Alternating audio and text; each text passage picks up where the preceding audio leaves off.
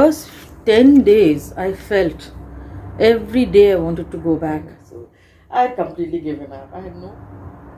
In fact, my son and I, we used to cry, hold each other and cry every day, morning and evening. And when I remember we used to watch this movie, Gulmal in the morning and Jab We Met in the evening. So we had bought these two CDs and we used to watch these two movies, so to keep us happy.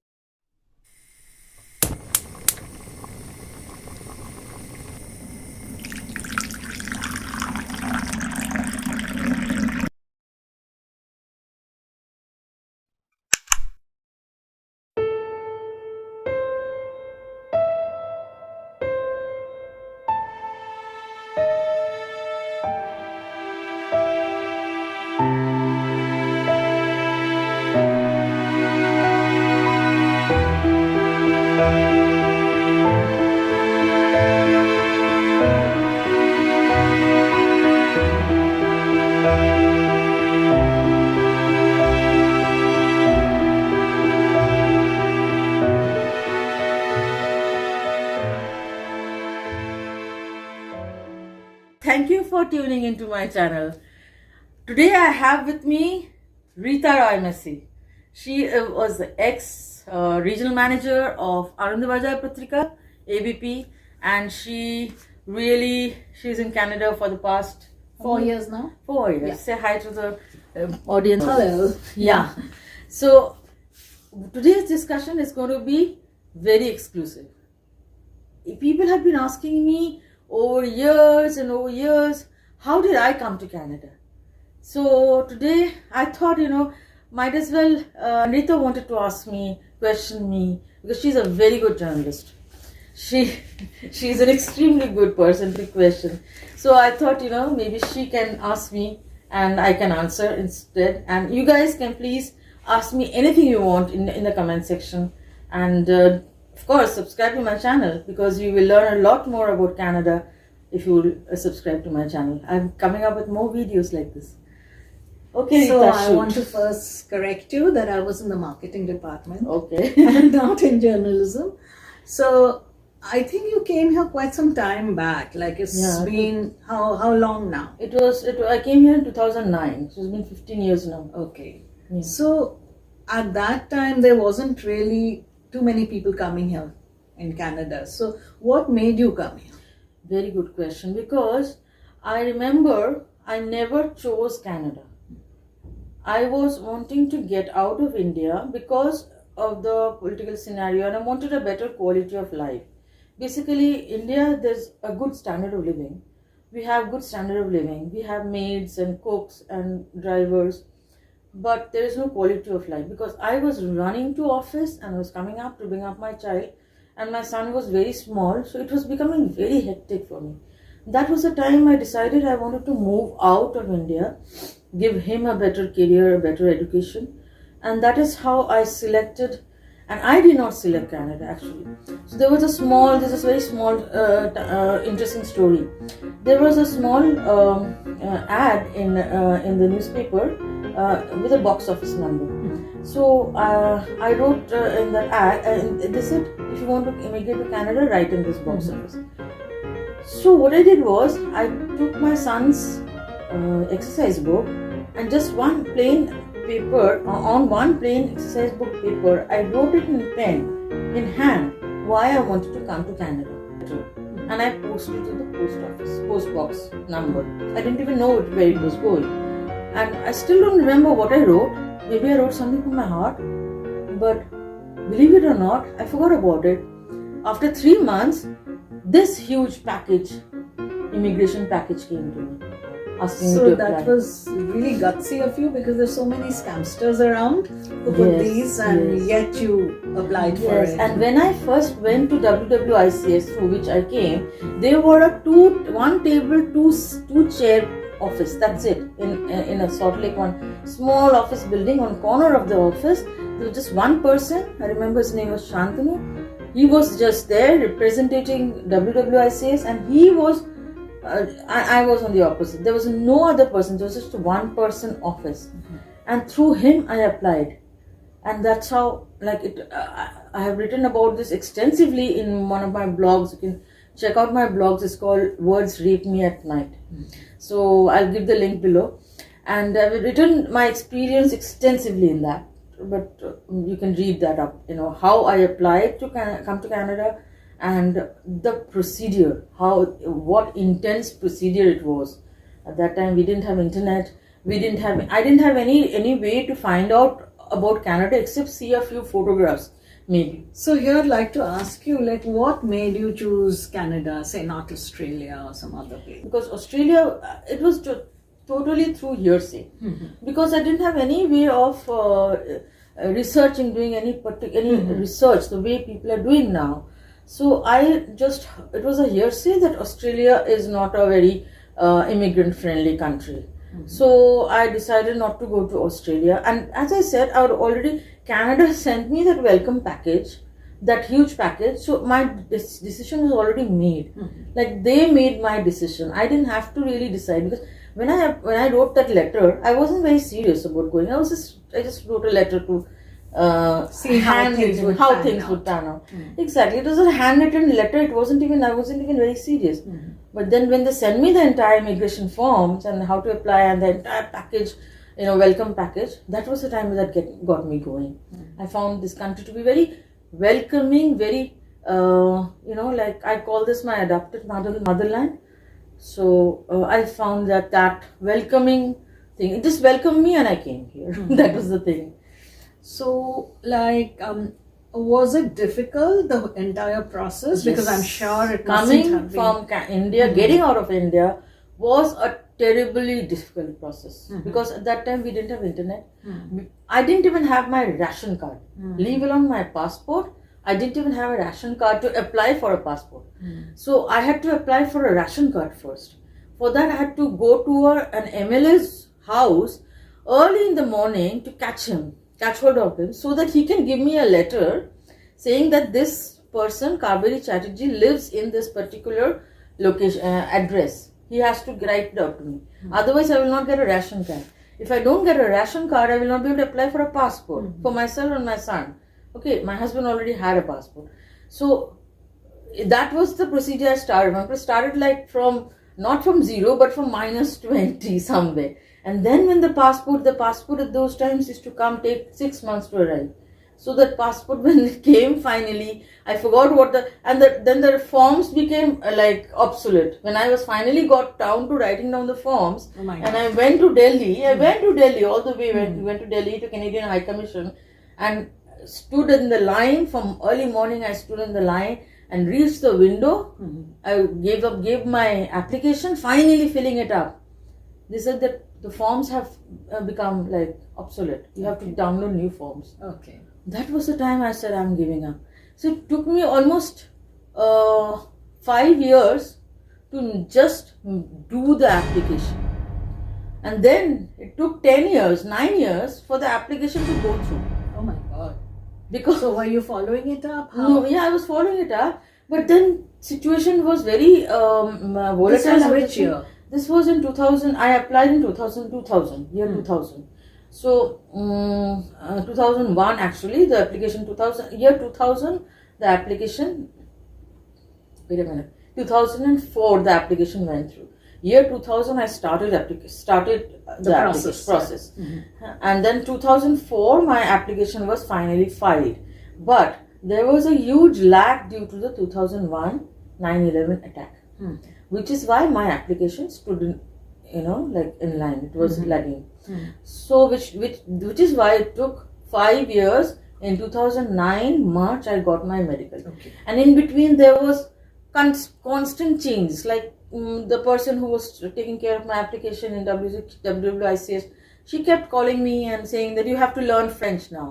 So I went to a French class and I was doing a French course for 2 months, and then she said, no, you don't have to learn French anymore. So is this person from WWICS? Yeah, she's from WWICS. So things, the rules and regulations were changing constantly. There was not so much smoothness, about coming to Canada, and it was not this express entry. These things were not there. So it was the skilled laborers, and there were certain other ways of coming. There were other kind of regulatory rules. So whatever it is, it took 5 years for them to process my application. Okay. So in March 2009, when I got my medical, I said, okay. So you had kind of given up. I'd given up. Yeah. Whenever people used to ask me, I used to say, please ask that once a year. If I'm going to Canada, please ask me only once a year, kind of. So I had completely given up. I had no hopes of giving up, of coming to Canada. So when I finally came, I was still not believing. Even in the airport, when I landed with my landing papers in my hand, and I saw the person at the counter, and I thought, okay, he's going to look at my landing papers and he's going to say, sorry, these are wrong papers, you have to go back, take the next plane back. So I was calculating how much money I have in my account, which I can buy a plane ticket back, because I came in a one-way ticket. And no, the person saw my papers, he stamped, and he said, welcome to Canada. So I just want to salute that person who welcomed me to Canada. Canada. Toronto. Mississauga. Actually, I just can't believe it. And I really don't know whether I've come the right direction. This is the house, this is a place which looks beautiful, but I don't know whether it's going to treat me beautifully.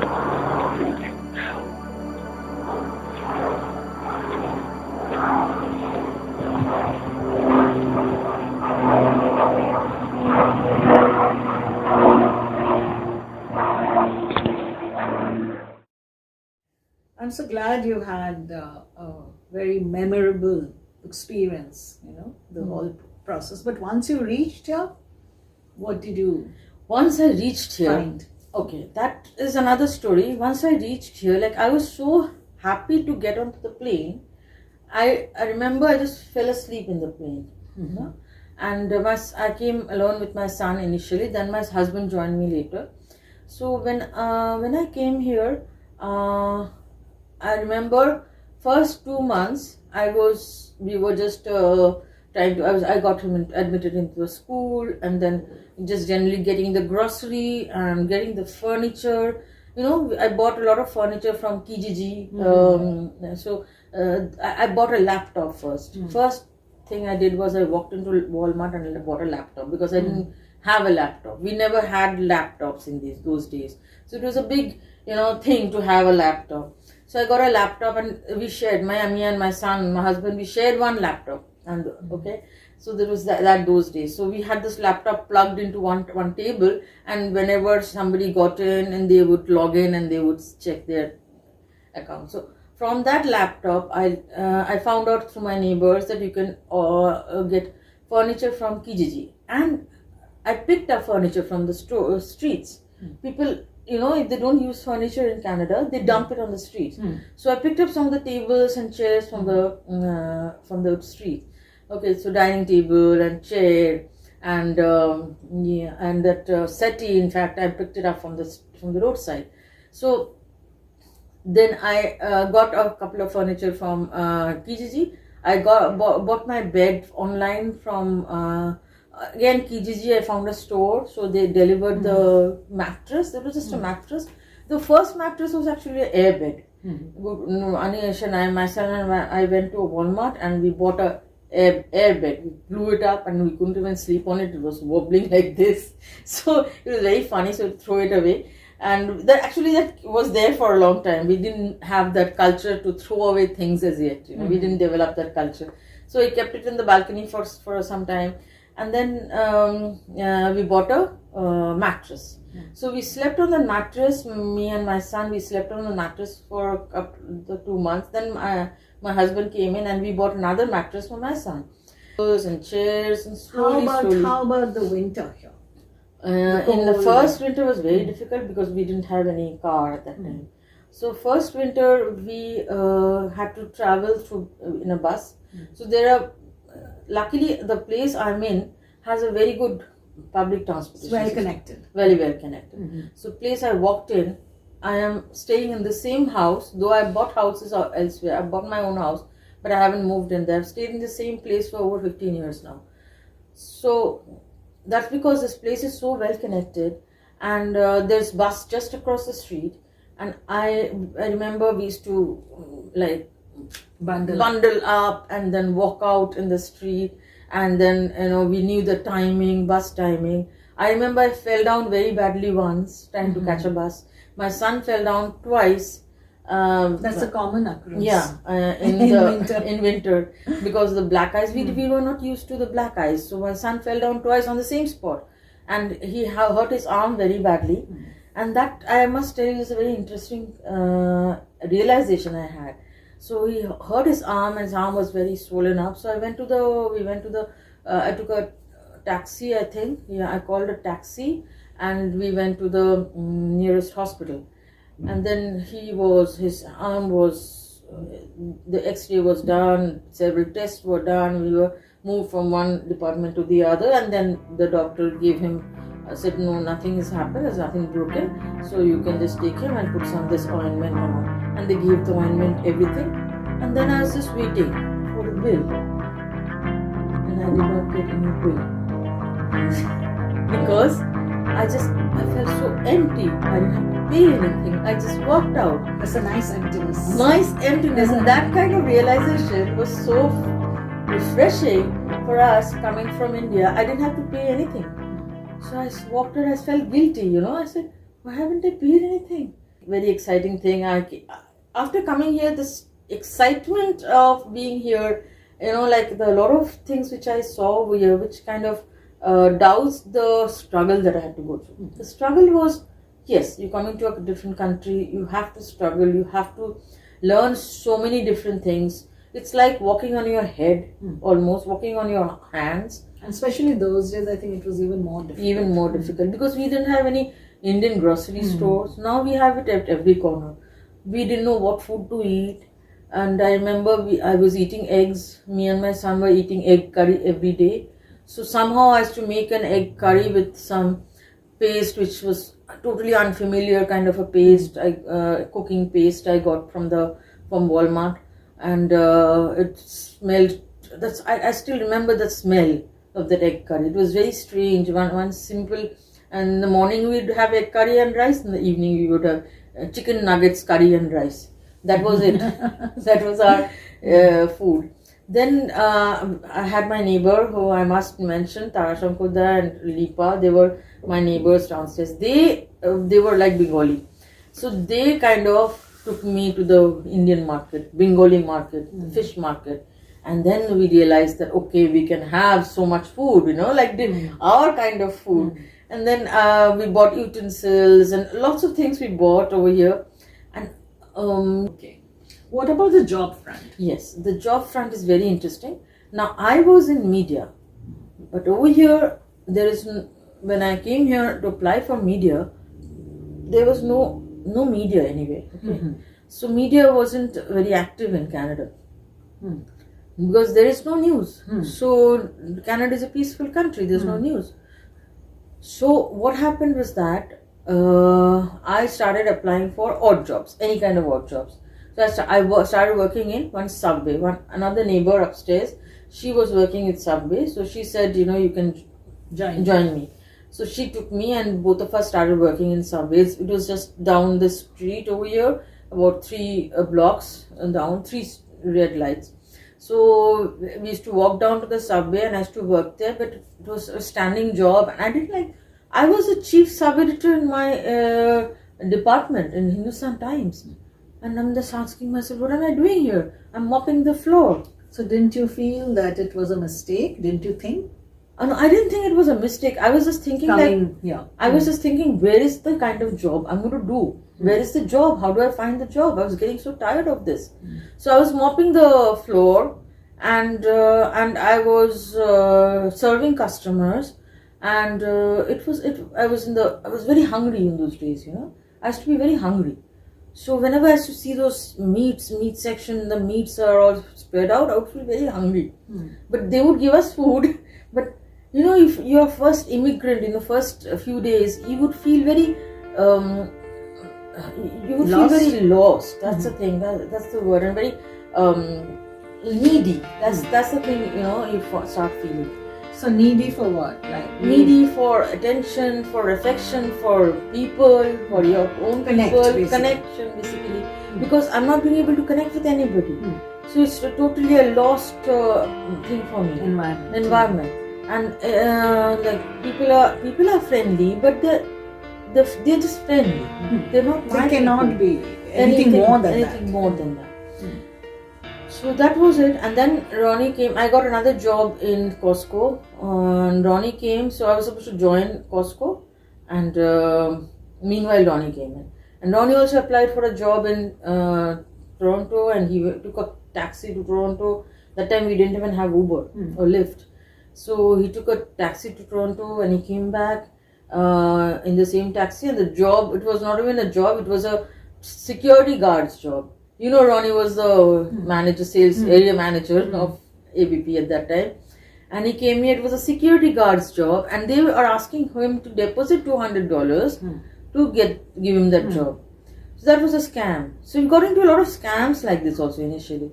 And then he got into Costco and he worked there for 2 months. Now, I went to Costco. I was supposed to get the job. So I went to Costco and I told Maria, my who was hiring me, she was very nice. Maria was a very nice person. So I said, Maria, he's a better salesman than I am. So he'll take the job. I won't. Then Ronnie took the job. That time I started relaxing. I said, I have done the entire process of immigration. I'm going to relax for a few days. And then I applied to study. I decided I had to study to get into this. I needed to know what I wanted to do. So I wanted to study. So I studied and I studied for a year. But then I got only part-time jobs after that. So thankfully the studying period I got OSAP grant and loan. So that was very needed in the family. So how long was this? This was about 10 months course. 10 months. Yeah, And not what very did long. you? I studied. What degree was this? Yeah, CE, early child care assistantship or something like that. I forgot that. I still have the degree. I did well actually in class. I came first in class, and it was a degree. But then I did a couple of jobs, related nursery school jobs, but I didn't like it. So then I wanted to, by the time I was already settled, I wanted to get back to my own industry. And I got a call from one of the persons who was launching a magazine. First job was with a newspaper called Midweek. So there I joined in as the editor, and then I worked there for 6 months. Then there was another job with Can India News. There I worked there for... Like when did you first get your proper job? How long was it from That the time was you almost 2.5 years. Okay. That's because I was studying. Almost 1 year I was studying. And 2 months I took off. I said I'm not doing anything. I was just at home. So then by the time Ronnie was, my husband, he had got a couple of good offers and he is already building up his good career profile over here. So it was okay. Not, I wouldn't say we were like good. We were just barely managing from paycheck to paycheck. And we had bought a car, but that car was it was like swallowing petrol and gas. So it was not a good purchase. But we had that car for two years. I started working for a government, for the Canadian government in 2011. In 2011 itself, I think I joined a newspaper over here. Worked there for a year. Then I joined another newspaper. Meanwhile, I started launching my own. Launched my own publishing house because I was realizing this country is good for entrepreneurs. If you're an entrepreneur, I wanted to also be my own boss by that time. So then I was again working. I was working and managing my own publishing house simultaneously at one stage. And then was working as a managing editor of another newspaper, which was working from home, so I could manage both together. And then that was in 2014. 2014-15. From 2016, I completely gave up my jobs and I started working on another business, like 2-3 businesses almost. I started working on my own. And best thing about Canada is that I came here and I published my first book, like second book.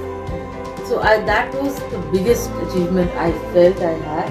But why you had already published one? So I published why one. did you feel? Why did you Yeah, feel because that was- Neil Must Die, my book, which is over here. So Neil Must Die was something from very core of my heart, and I wanted a good publisher. But India, I was not getting that opportunity. So here I came here and immediately got the opportunity. There were multiple publishing houses, and I got it published in USA, and that was a huge kind of fillip, very good excitement that I got my novel published finally. So I remember my friend Titli, her name is good name is Tuni Chaudhary. She edited this book free of cost. When she read the book, she said, "Why isn't this book in the market? You made me cry, girl." That's what she said. Told me. She said, "I'm going to edit it free of cost." And she edited this book free of cost, and then the book got published. And then I started feeling, okay, now I'm an author, and a journalist. So I started feeling that identity established. Yes, You once could. again. So you can get back. That it took about 4 or 5 years. After coming to Canada, first 2 years you want to go back. It's so harsh over here. People are not harsh. So what do you recommend to the newcomers who are coming, who are struggling? What would you recommend? I would recommend those who are struggling over here, you will make it. You will make it. Just stick to your point and think about what you want to do. This country gives that opportunity to every person, what you want to be. Your core wish is fulfilled in this country. You should not get into a wrong profession. Like I could have got into a call center, to banks. I had the enough qualifications. I could join. My husband is working in the bank. He kept telling me, apply for the bank, you'll get it. You are so good at talking. I said, no, that's not my focus. I would rather step back and think about what I want and be happy. Where I'm going to be happy, So it takes some time, definitely, and that is the trying. It's a very challenging time. You have to really manage your costs and you have to really hold on to your horses, whatever the way you say. And then you should concentrate on what you want to do. Like what makes you wake up in the morning, every morning. It is something that wakes you up.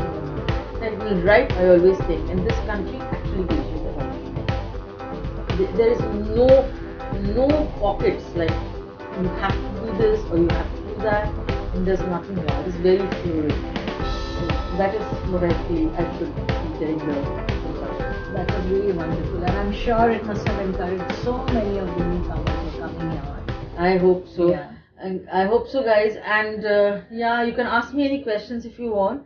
And if there are too many questions, we'll take on to another, video. We can have another tete sometimes later, because people will have a lot of questions and they will want answers. So let me know if you have any more questions. I'll try to cover as much as possible. And see you then. So subscribe to my channel and click on this video or this video to get more of Canada as much as you want, because you have the opportunity to some research to come to Canada. I didn't have any opportunity, but I'm here and we're doing pretty well. Thank you for watching. Thank you for tuning in. Bye bye. Have a good day.